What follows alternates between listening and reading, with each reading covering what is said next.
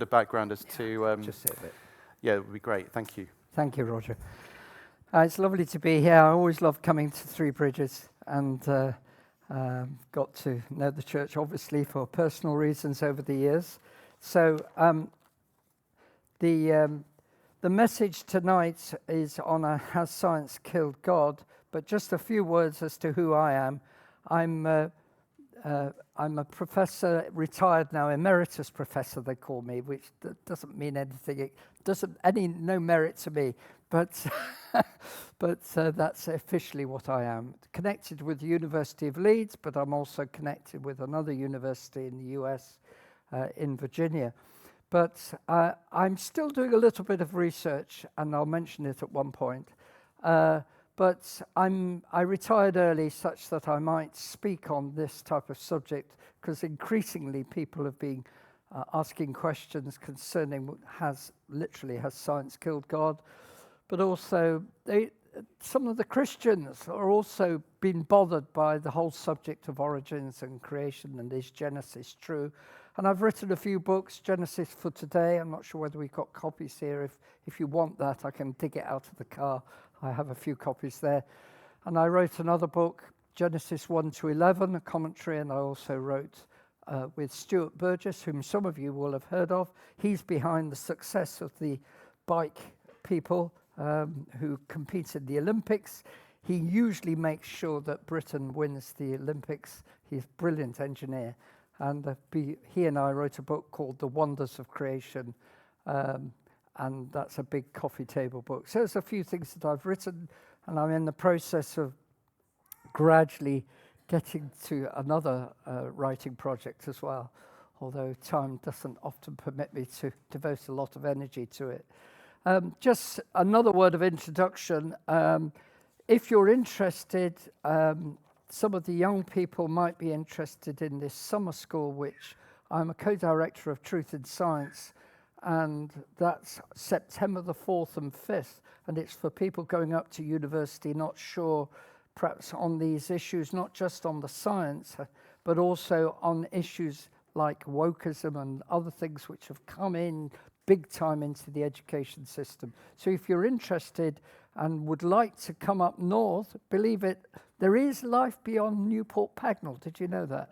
And, it's not far from Newport Pagnell, just slightly further north, you come to a place called Stoke-on-Trent. You might have heard of that.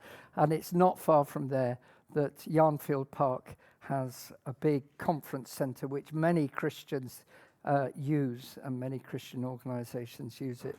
So let's come without much further ado to my subject tonight, which is, has science killed God? And I'm going to look at it from four areas. Science, that's probably going to be the more substantial part.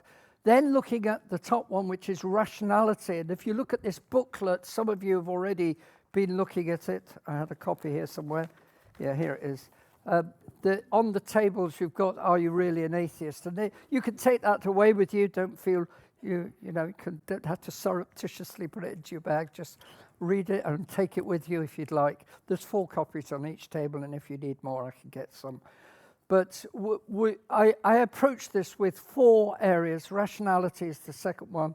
I'll actually come to morality as the next one, even though it's the other way around in the booklet, and then meaning for the end. So what I'm going to look at first is the science. And in order to actually understand on the science, we need to make some definitions. We need to define what science is. We need to also define what we mean by who is God. I'm not assuming that you've come here as a Christian, so I'm directing my approach. I know there's quite a number of Christians here. Obviously, we're in a church, but some of you are not yet Christians, so you need to have it clear in your minds as to who we're saying God is. Then I'll mention some famous scientists and one example, maybe 2, of the science. What is science? Science has to be testable.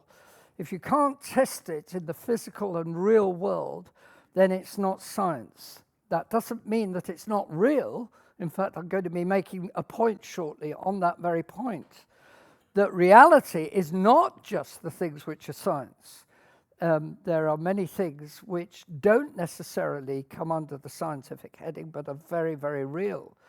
Science can only operate in the physical world because of that. But of course, you get people like Brian Cox and others who said, well, science has all the answers. Well, he's basically implying that there isn't a reality beyond that which can be tested in the physical real world. And David Attenborough, although he doesn't quite say that, gets very close to saying that. Even though I love watching his films, I think they're just amazing.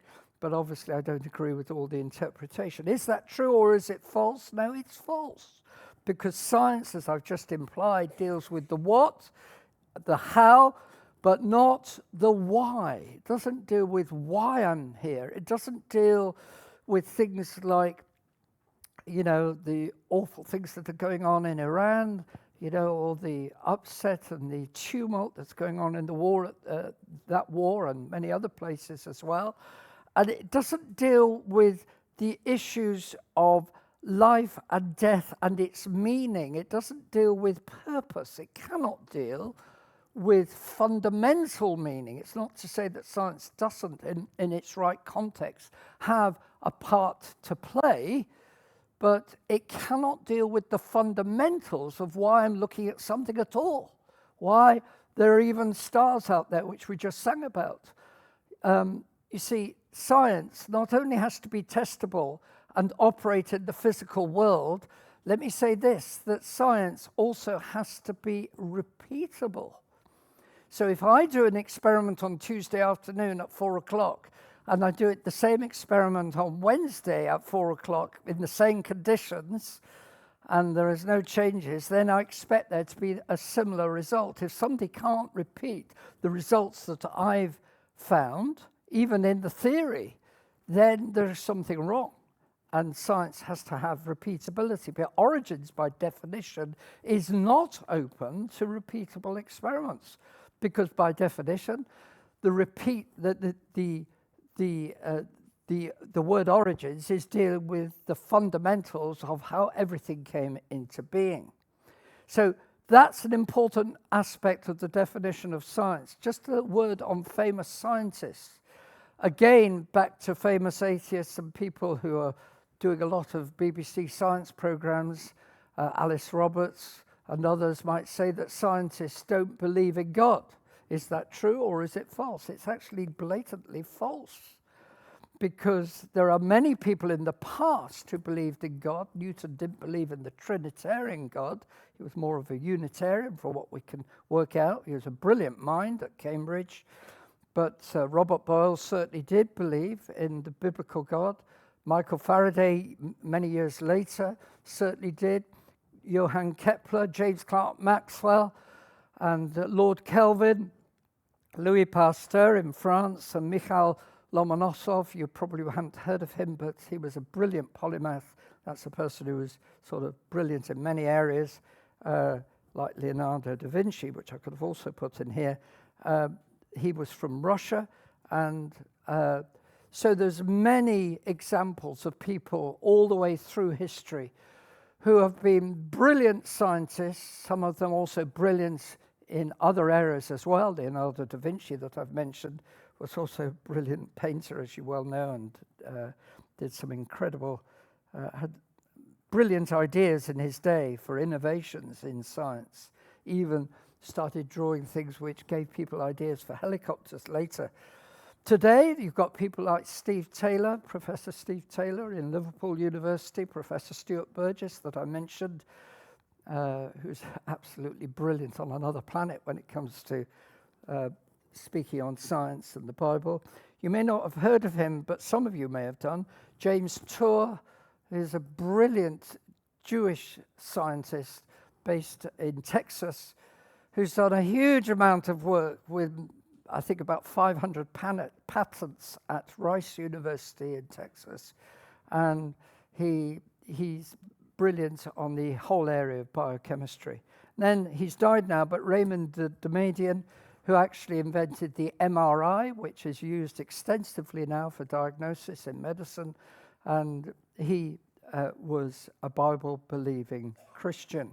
There are many others that we could talk about, But to say that scientists don't believe in God, there are many who, some of them only just died recently. I could mention also, going a bit further back, Professor Werner Wright, who wrote another booklet, which is, again, it will be available should you want it, The Relevance of Christianity in the Scientific Age. I knew Werner very well, and so did Spencer. I think we both remember him, and others here might have known him. He clearly not only was brilliant at his science, but also knew the Lord Jesus Christ and personally would speak on these issues. So to say that science, dismisses God is quite incorrect. Who is God? We need to define our terms. If he exists, and of course I'm using the word if, because I'm trying to take it from your point of view as an inquirer where you're not yet quite convinced. If he exists, we're saying he is in a realm which is essentially non-physical. He is transcendent. So the God that we're suggesting from the science and what I believe it points to is that we're thinking not of a God that you put on the shelf. So the question, who made God, is frankly irrelevant to this point, because we're saying that he's outside time, he's outside the physical universe. But that doesn't mean that he's not real, because we're suggesting that there could be, even when you look at the science, there's a lot of pointers which suggests that there is this mind which is all-powerful, and we're going to say that is there the possibility of this God being able to interact with the physical world? That's the God that we're considering. You get the phrase coming all the way through the Bible, the God who made the heavens, the earth, the sea, and all that in them is. This is the God that we're considering. So you get this announcement in John's Gospel, chapter 1, which was mentioned this morning. In the beginning was the Word, and the Word was with God, and the Word was God. All things were made by him, and without him was not anything made that was made, is said a little bit later. And so everything is actually to do with that God, not some sort of God of your own invention. Now we come to some examples of science. And what better, I would say, than for me to speak personally of the science that I've been involved in. I've been doing two areas, and I'll mention one. I may mention another if I've just got a little bit of time. And the first one's going to be just a few little clips to remind you of something which is tantalizing to actually develop it, but I can't, because I'm just using it as an illustration. But my own science led me towards the end of my paid career to study this bombardier beetle. And it is quite an amazing creature. And it was the very fact that I could see that there were features in it from my own understanding of combustion and thermodynamics, which is the area that I've worked in for many years, which showed to me, wow, this actually must have been designed, because this beetle has an incredible spray system. Let me play you this. Few creatures will risk annoying a bombardier beetle. It mixes a cocktail of deadly chemicals in a special chamber. They react and explode at boiling point from its rear end in an awesome chemical weapon. Quite extraordinary when you see films like that of what this beetle does. It's only about a centimetre or two long, but it actually has an amazing system of a combustion chamber, which I won't describe in detail, and a valve system which is letting chemicals in just at the right time and then causing those chemicals to burn and then to be ejected out of its backside. It's not passing wind after a big meal, in case you're thinking that. It's a completely separate system to its system for eating. It's a totally different to its digestive tract. And it's got this system, which is really like having a machine gun, which it can point in any direction against a predator or something which may be wanting to eat it. So you actually literally have a gun at the back of this beetle. And when you investigate a little bit further, you see that there is an amazing sort of exhaust chamber which is attached to the back end of this combustion chamber, which is only about 1 millimeter long. And it was through examining that with a gentleman who knew far more about the biology than I do. His name, he sadly died now. He was another Jew from working in America, Tom Eisner. He worked at Cornell University. Wonderful gentleman, and I had lovely chats with him up in upstate New York and up at Cornell there by the Finger Lakes. And in his laboratory, he was showing me this incredible system. I'll just show it to you here, where this is an electron microscope picture, which shows you the 2 combustion chambers. It's a twin carburetor system. And you can see the second arrow. The first arrow is pointing to the left. The second arrow is pointing to the tube, which I thought that he'd cut through. He said, no, I haven't. And he was saying, look, there is a membrane which is sitting there, which then gets raised up under pressure. And I could see that it was a pressure relief valve. Basically, myself with a bit of an engineering background as well as mathematics, I could see that there was here an exhaust valve, which is what I'm showing you there, this membrane gets lifted up under pressure. Well, we decided to copy this, and indeed this system is actually being used in Sweden to actually cause there to be a means of actually giving additives to diesel engines, and we patented this system based on the Bombardier Beetle. Indeed, a patent attorney who was talking to us seriously suggested to us that we ought to patent the Beetle. I said, aha, you can't do that because I think the patent's already been obtained on that, and I was pointed upwards. So I don't know whether he got the message, but I was basically saying you can't patent something that's already patented in heaven, basically. But that's my conviction, because everything shows to us that there is a patented system. There is a wonderful system here. Yes, you can patent some of the knowledge that we have gained, but really we need to be humble and realize that there is an incredible system here which we can build on, but is mimicking that which has already been done. And this is what we did. We built a chamber which was bigger than the Bombardier Beetle system, but we could actually, by operating valves, we weren't doing any chemistry. This was just simply using hot water and a spray which wanted to come out because there was boiling water, and we were releasing the valves just at the right moment, and we could get a tremendous throw from the spray.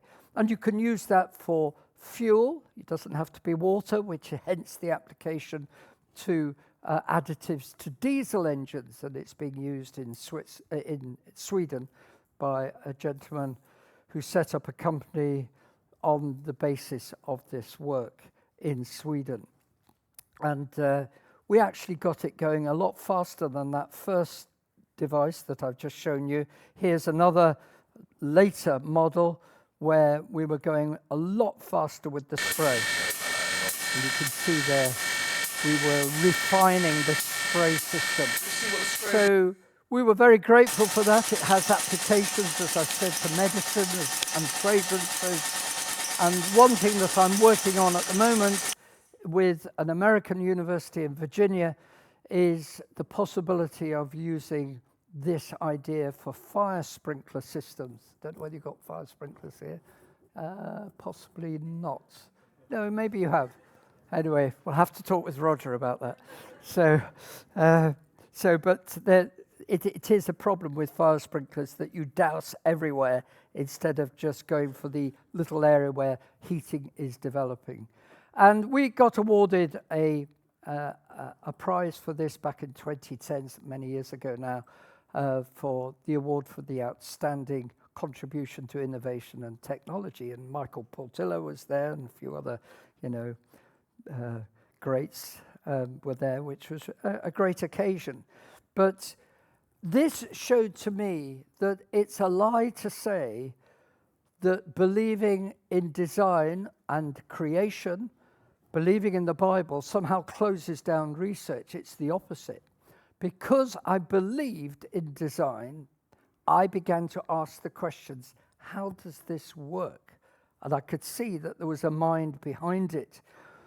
Briefly, I'll just mention another area that I'm looking at, which is that actually all the leaves that you've now seen developing on the trees in this lovely spring weather, all are demonstrating, literally trillions of them right across the world, the principle of photosynthesis, which is the energy flow coming onto a leaf from the sun with a catalyst of the surface chemistry due to chlorophyll, actually causes there to be what we call a rise in energy, a special form of energy which can be used. We call it free energy. And this whole system of how living systems transmit energy, which has originally come in from the sun, and then feeds into either through our food, or it can be directly through sunlight, as it is with photosynthesis. The point I'm making here is that there is a whole system of energy flows which goes right down to the molecular scale, and it's that I'm beginning to look at. Because at one point, I once had a discussion with Richard Dawkins, and it's referred to, I can never remove it once you get on the web. There are some places which will never remove false information, but if you look on the web, you'll find that I did interact with Richard Dawkins. They give you a very bad press, of course, because they don't like the fact of what I represent. But he said these famous words, "Oh, there's loads of energy out there," as if to say, there's no problem, Andy, in building molecular machines. I said, really? The energy flow is absolutely critical. You've got to have machines.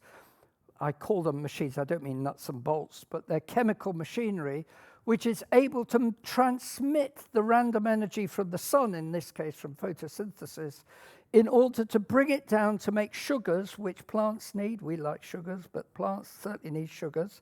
And in them, they take in carbon dioxide and they produce oxygen. That's what happens with photosynthesis. But all of these things are happening because there is machinery right down at the molecular level. Let me just illustrate with one machine. And I'll just illustrate it. This is not the machine to do with photosynthesis.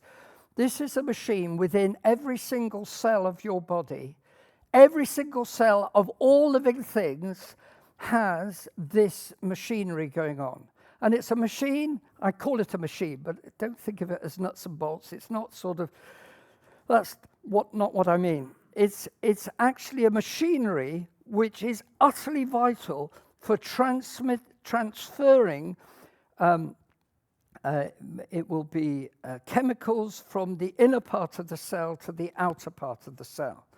And that which does this, it's a cargo molecule called kinesin, which literally walks along rails. Look at this. This is just utterly amazing. Meet the kinesin. Turn up the volume, please. Masterpieces of microengineering. Kinesins are miniature motorized machines that carry cargo from one part of the cell to another, walking along self-assembling highways called microtubules. Known as the workhorses of the cell, kinesins have 2 feet, or globular heads, that literally walk 1 foot over another along the microtubule, pulling their cargo to its destination. Each foot possesses 2 special locations called binding sites that interact with other molecules. One site attaches to the microtubule and the other binds with ATP, the energy molecule of the cell. When one foot binds with ATP and uses its energy, the foot flips over, resulting in the walking motion. Each foot has a short neck, which is connected to a strand of a long coiled stalk. We'll leave it there. But that just shows to you the phenomenal issues of what's going on in every single cell. And what's interesting me, and what I'm beginning to write on, is the energy flow involved in actually precisely putting energy in the right moment at the right place into these systems. And that is not obvious. It's not something you can just say has come about by random chance. In fact, it's all intertwined with the other point that you're well aware of, most of you, that there is such a thing as DNA, and there is codes in the DNA, which I won't go into the depths of this, but most of you are aware of it. There is triplets called codons, which code 4 amino acids, which are then put all together to make the proteins of all the various things which are needed in the machinery, some of which I've just been mentioning to you. And all this is frankly a digital system, and it's that digital system which is intertwined with some of the machinery that I've just been mentioning, which raises the issue of information. Interestingly, it says in John 1, chapter 1, verse 1, it says, "In the beginning was the Word." And the original word in Greek is the word logos, from which we get the idea of logic. So actually information has been shown ever since Crick and Watson found DNA in 1953, and there was another lady whose name's gone from me, who's always forgotten, and I've gone and forgotten her name. There was actually three. There was three people, and that amazing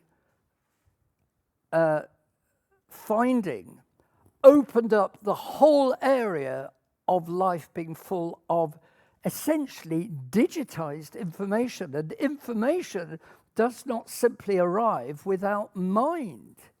So there is a big issue here. In fact, mutations destroy information. They don't make more information. This is one of the big issues in genetics today, and I haven't time to develop that point. Suffice to say that Bill Gates, who's no friend of the Christian position, says that DNA is like a computer program, but far, far more advanced than any software ever created. So the whole issue of DNA and the thermodynamics, which I've just touched on, is a massive issue.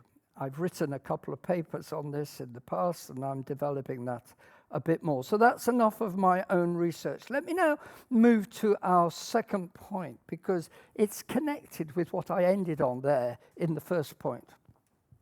So I'm saying that the science, when you do it properly, is actually strongly suggesting mind behind every living thing. But here comes what, to my mind, is an even stronger point, which is, where does logic itself come from? I once had a discussion with an Oxford student after I'd done a talk very similar to this. I had a long discussion with him afterwards.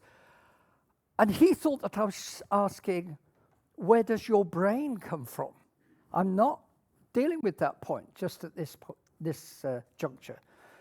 I'm dealing with the issue, where does logic itself come from?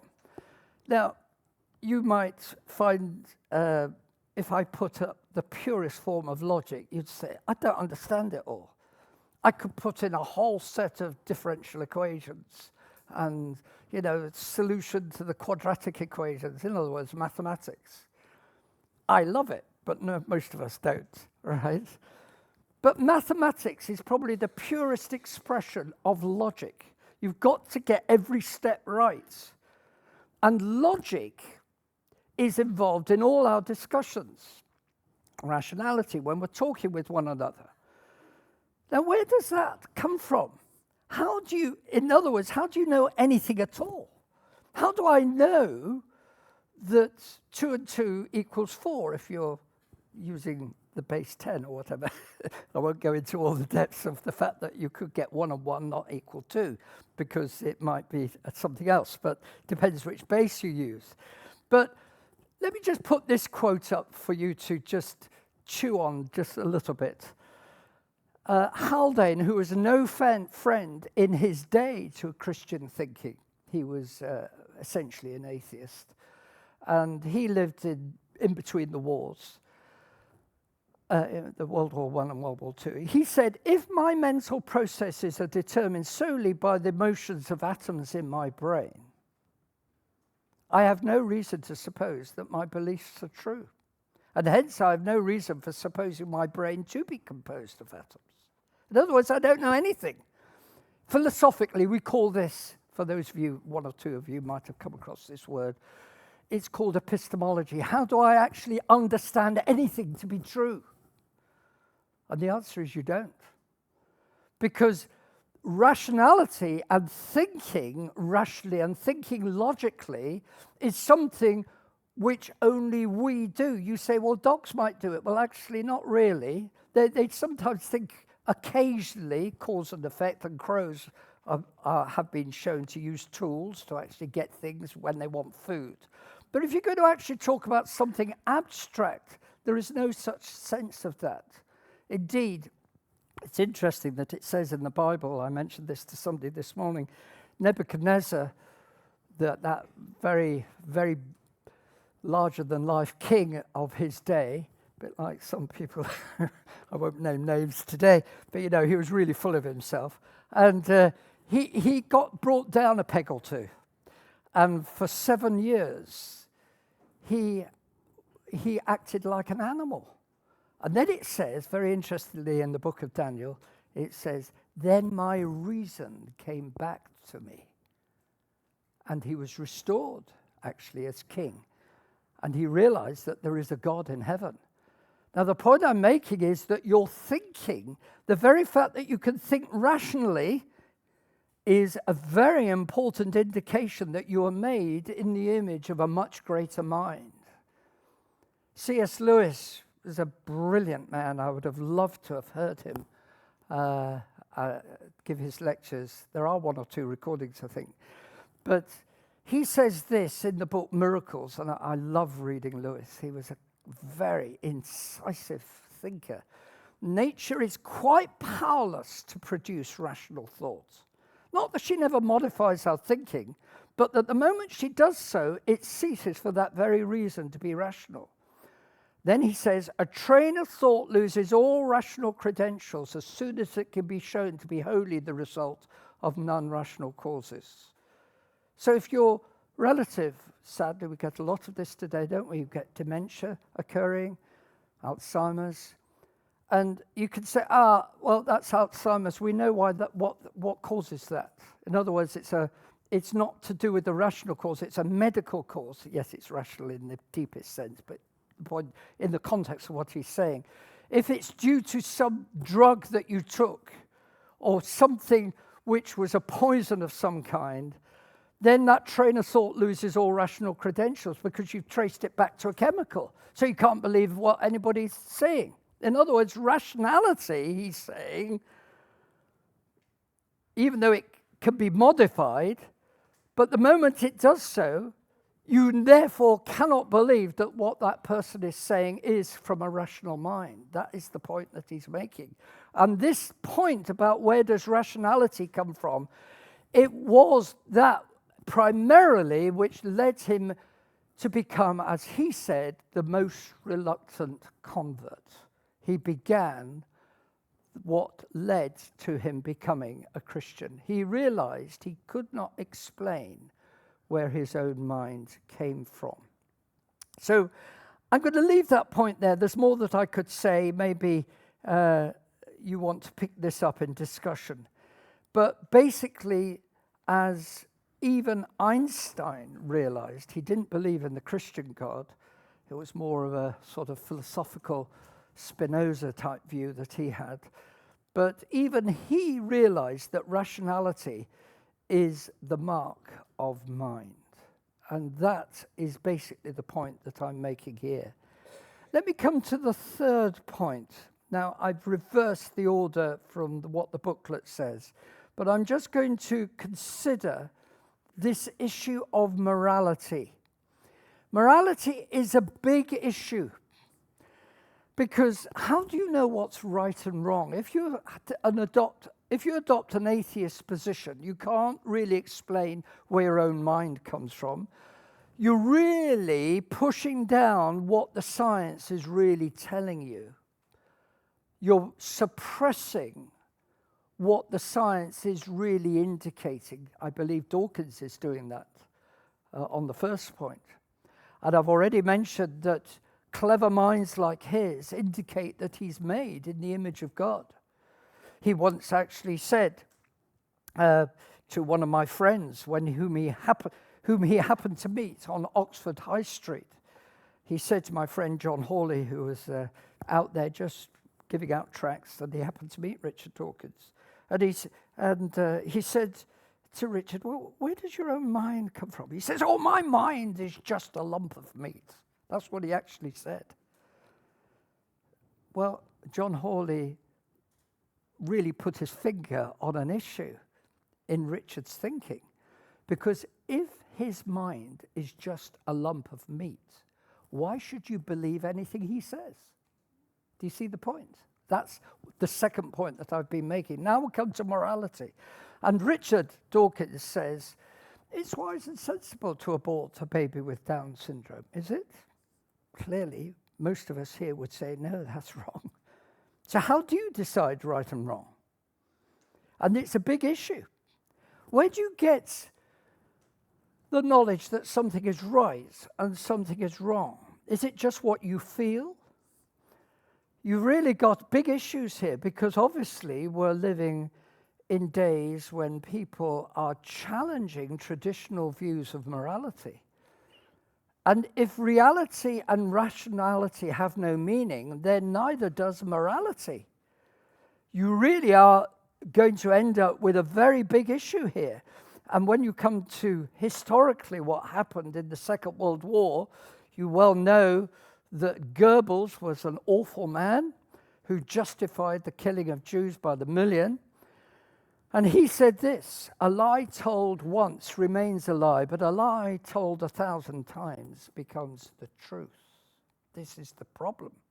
If you dump any absolute morality, you could well end up being in the position of what Goebbels justified in the Second World War. So that leads us to some crucial issues then. I'm suggesting, of course, that the absolute morality comes from God himself, and he has revealed himself. That's where I'm moving this to. And it's very reasonable to say that the one who has actually put in an example of absolute morality is the one who calls the shots concerning where we are today. May I just challenge your thinking? Because if you were to line up all the people of history and say who is the most important, in fact that's been done now and again, people have said who is the most important person of history, it'll always be that Christ is going to be in that lot, isn't it? But not just in the top 10, but frankly, everything is pointing to the fact that that life was impeccable. So the absolute morality is actually, I'm going to suggest, a person himself. Let me come to my last point, which is meaning and truth. How do you get meaning? How do you know what life is really all about? Where does meaning come from? Some people looking at modern art. I like this little cartoon. It came from a birthday card I got given yonks ago. And the first person comes in and thinks, that is insightful. The next person comes in and says compelling. The next person says exemplary. Then in comes the cleaner. You know what the cleaner says? Or thinks? Upside down. You see, once you've actually put God out of your thinking and any absolute reference point out of your thinking, you've got no sense of what is right and wrong. You've got no sense of understanding what reality is all about. So, and yet we all feel that there is something more. We look at the autumn colours a few months back, and you could sense that there is beauty. And you sense that there is truth beyond that beauty. And yet we all know that we live in a big world, which is even now, this last week, it's been a momentously tumultuous week. And we live in a suffering world, full of death and suffering. And how can there be a good God in a suffering world? And it's a very evil world. Let me suggest to you, friends, that really when you consider this carefully, the Bible does give us not just a reference point, which is, of course, God himself. It gives us the answer to some of the biggest questions that we have, which aren't actually to do with the science. Usually, that is a little bit of a smokescreen. I'm not saying it is necessarily in your mind. You may have a genuine question on the science, so I'm not belittling it. But many people will raise it, and I know full well that there is something else going on in their minds. They're concerned about the suffering that maybe some of their relatives are going through, or maybe they themselves are going through. And the big issue is that in Genesis, which is one of the most contested books in the Bible, and you know I often speak on it. I've mentioned I've written a book on that whole matter, the Genesis for today. But the world was not originally what it is now. The Bible says that two people, Adam and Eve, our progenitors of the whole human race, rebelled against God. Now, that, of course, is what is never acknowledged by those who try to throw out the Bible and say, we know better, as David Attenborough in one of his films, he shows right at the beginning, we know more now, and it shows a big Bible and how he closes the Bible. We know better than this. He doesn't, because he can't answer where suffering and death came from, whereas the Bible does say where it comes from. You see, atheism has no answers to these issues. It cannot even pose the meaningful question, since meaning has no meaning in atheism. You get the point. Atheism has no way to ask the question, who am I, why suffering, truth and beauty, let alone answer them. Because all that atheists can say is, as Dawkins famously said in his some of his writings, that we are dancing to our DNA, and the world out there, or the universe out there, is just full of blind, pitiless indifference. He's a very good speaker, tremendous command of the English language. And he's right in that sense. Atheism cannot deal with the biggest issues. Let me, as we close, bring you to a famous event. It's described in John 18, a bit further on than where we had this morning, where we were reading in John 14. And in John 18, the Lord Jesus says, everyone that is of the truth hears my voice. But he said it in the context of a trial, where the person who was the judge was supposedly examining him as the prisoner.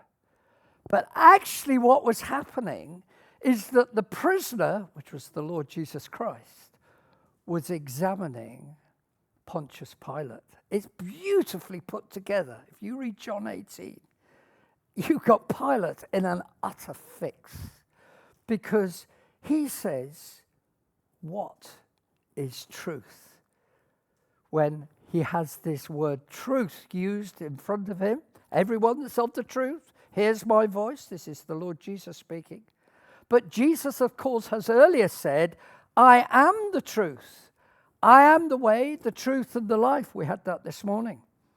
And meaning and truth, he He doesn't dismiss what Jesus says, but he asks that crucial question, what is truth? He hadn't quite grasped that truth was there in front of him, personified. And this is what God has done. He's revealed himself in one person who is by far the perfect example. There is no one like him. Truth is absolute from this statement of the Lord Jesus, but he also realized, did Pilate, that truth is personal. From this point on, you know that John 19 describes how Jesus would bleed and die on a cross. And John makes it perfectly plain that the Lord Jesus was not only in control of that interchange between him and Pilate, and by the way, tradition has it that Pilate died always remembering what had happened. And you know how his wife came in saying, you need to wash your hands. And you need to have nothing to do with him. He then went and washed his hands. It's trying to symbolize that he was actually not guilty, a bit like Macbeth. And everything shows to you that this hung over Pilate. He knew that he had betrayed, or not betrayed, he had allowed an innocent man to go to the cross.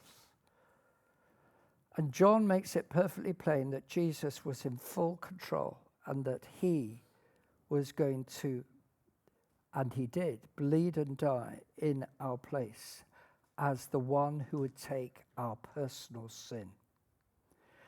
I'm going to leave it there. He died, and of course he rose again. The Bible records in John 21, Jesus rises again from the dead. I've got a bit over time, apologies. I've tried to keep it limited, but you may just have, it's just time for one question, and then we'll break into questions around the table.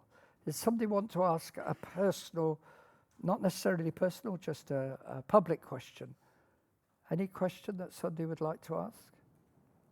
Feel free to do so. You're perhaps here for the first time. Find it difficult to do that, but even if you've been here a number of times, anybody would like to ask a question publicly, you're welcome to. The whole point of these getting around the tables is that we discuss things. So is there a question that somebody would like to ask? Feel free. Yes.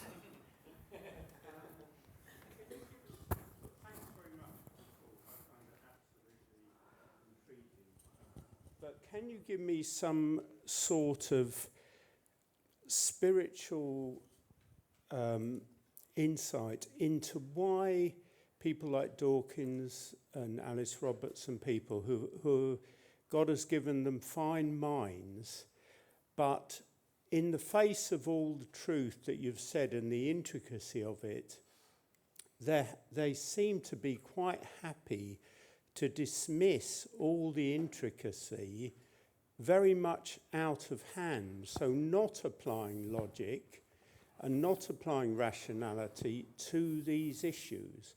I mean, when Richard Dawkins says, you know, my brain is just a lump of meat, it seems to be very evasive.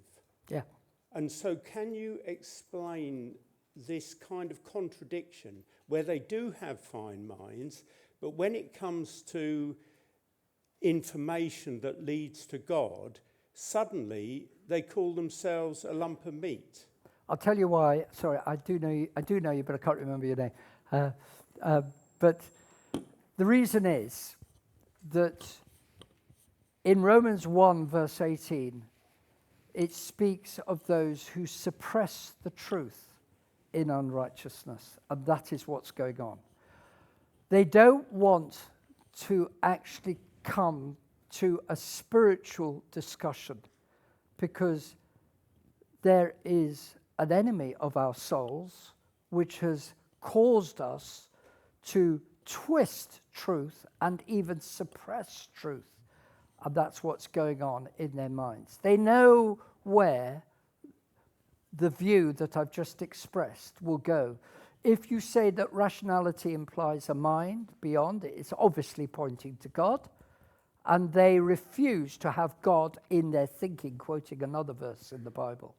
It's because there is a spiritual battle going on in their own minds, and they are refusing to even consider God.